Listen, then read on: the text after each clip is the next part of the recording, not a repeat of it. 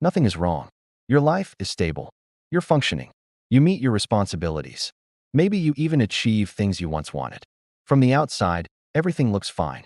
And yet, there's a quiet emptiness. Not dramatic sadness. Not crisis. Just a subtle absence of something you can't name. A flatness. A sense that you're moving, but not fully alive inside the movement. This feeling can be confusing. Because if nothing is wrong, why doesn't anything feel fully right? Emptiness often isn't about external circumstances. It's about internal disconnection. Your brain and nervous system are designed not only to survive, but to respond, to feel contrast, to experience engagement, novelty, meaning. When life becomes predictable and emotionally neutral, stimulation decreases. Stability is safe, but safety alone doesn't create aliveness. There's a difference between stress and activation. Many people spend years in survival mode, chasing goals, solving problems, reacting to urgency. During those periods, the nervous system is constantly stimulated. There's pressure, but there's also intensity. When that intensity disappears, the contrast can feel like emptiness. Your system got used to high emotional volume. Silence feels unfamiliar. Another layer is adaptation. Psychologically, humans adapt quickly to improved circumstances. This is called hedonic adaptation. What once felt exciting becomes normal. What once felt like success becomes baseline. The brain recalibrates. You reach a goal. There's a short spike of satisfaction. Then your nervous system returns to equilibrium. If your sense of meaning was tied to pursuit rather than presence, once the pursuit slows down, so does the feeling of purpose. Emptiness can appear after achievement. There's also the issue of emotional suppression. Many people learn to minimize their emotional range to stay functional. They reduce anxiety by numbing sensitivity. They reduce disappointment by lowering expectations. Over time, this protective strategy can flatten both negative and positive emotions. When you dull pain, you often dull joy. The brain doesn't selectively numb. It reduces intensity globally. Another common cause is identity diffusion. For years, you may define yourself by roles: student, professional, partner, provider, achiever. But roles are structures, not identities. When daily life becomes routine and you're no longer actively proving something, the question emerges quietly. Who am I without constant striving? If your self-worth was built on productivity, moments of stillness can feel hollow. You're used to measuring yourself by output. When output is stable and no longer urgent, the internal measurement system goes quiet.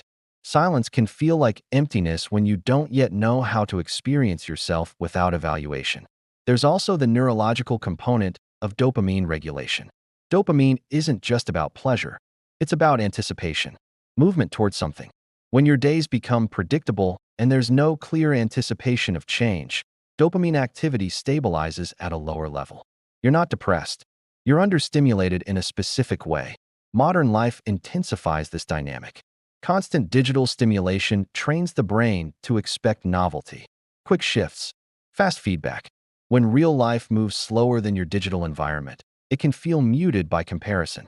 Your nervous system becomes calibrated to high-frequency input. Ordinary life starts to feel quiet. Another possibility is unresolved emotional backlog.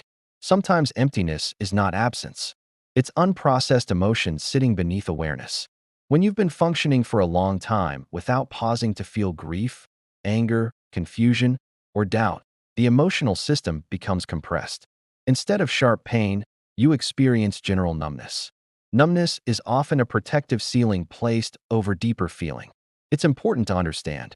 Emptiness is not always a problem to fix. Sometimes it's a transition state. When one version of you has outgrown its motivations, but a new version hasn't fully formed yet, there's a psychological in-between.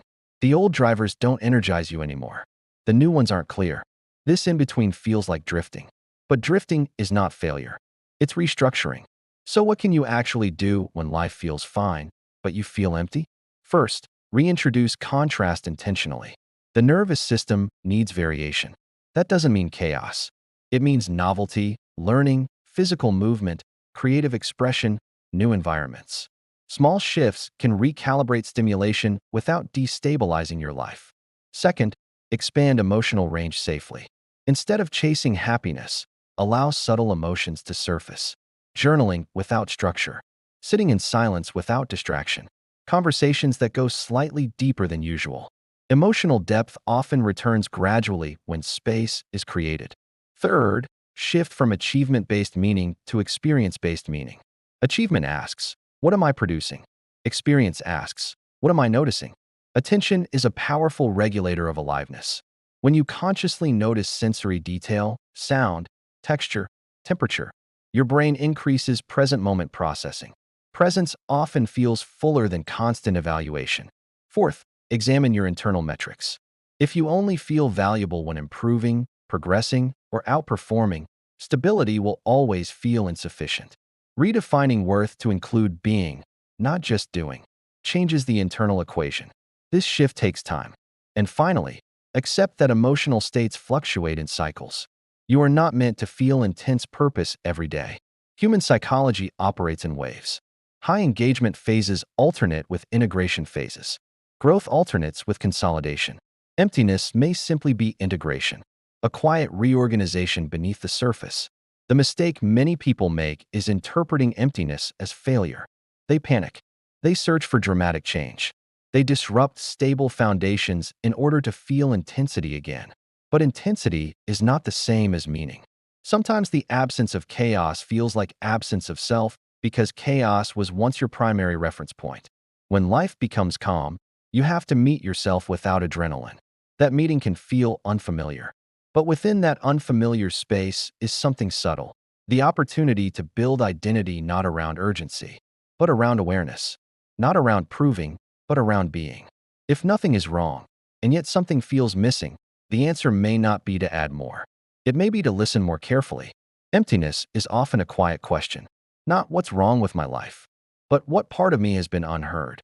And when you begin to hear that part, slowly, the flatness shifts, not into constant happiness, but into depth. And depth feels different than excitement. It feels grounded.